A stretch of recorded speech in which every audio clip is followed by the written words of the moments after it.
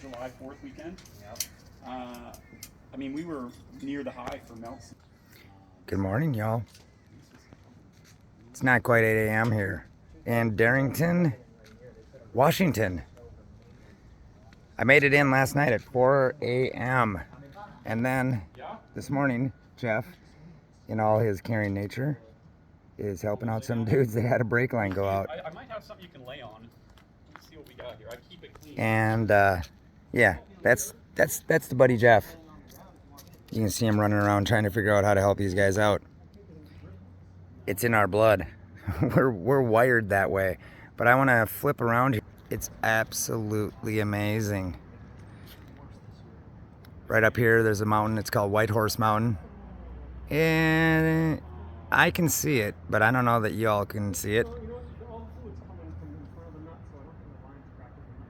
It's absolutely amazing out here.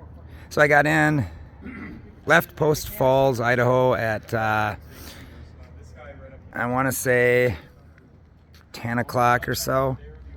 And I rolled in with the rig at about 4:10 a.m. I think is when I sent a text message to Jeff. I made it.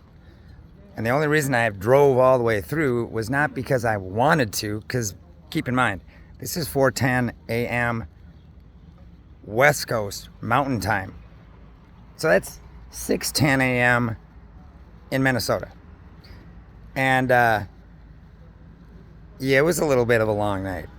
And I got a crash course in running this rig. Well, yeah, I guess I'd call it a crash course.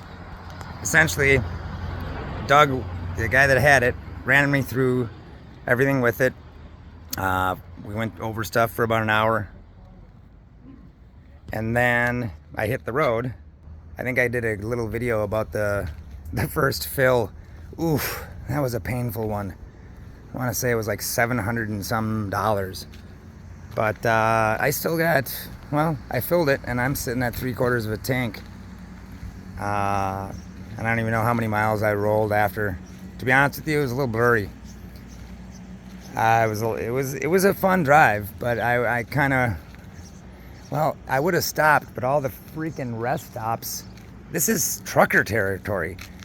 So every rest stop I tried to stop at to, sleep, regain consciousness. Every single one of the rest stops was packed. And so I just kind of kept rolling. And like I said, 4:10 a.m., rolled in. Then, God, what time was that?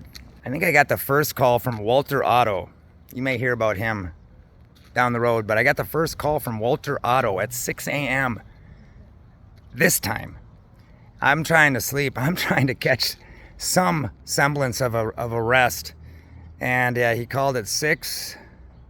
Then he called about an hour and a half later, and I just said, okay, he's not going to stop calling. So he's a really good dude. He's the one that actually hooked my folks up on the place that they're buying. So I can't complain. But I can complain because Walter, come on, man. He didn't know I was in Washington. He didn't know I was driving all night. But, yeah, he's a persistent little guy. He's 85 years old, a really good dude. So I'll be checking back in with you.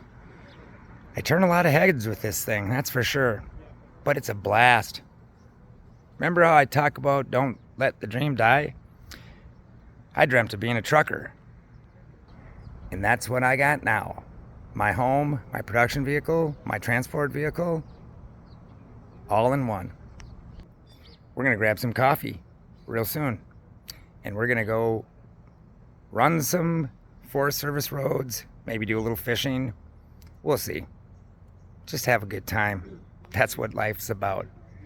Seek the joy, seek the happiness, and don't let the dream die.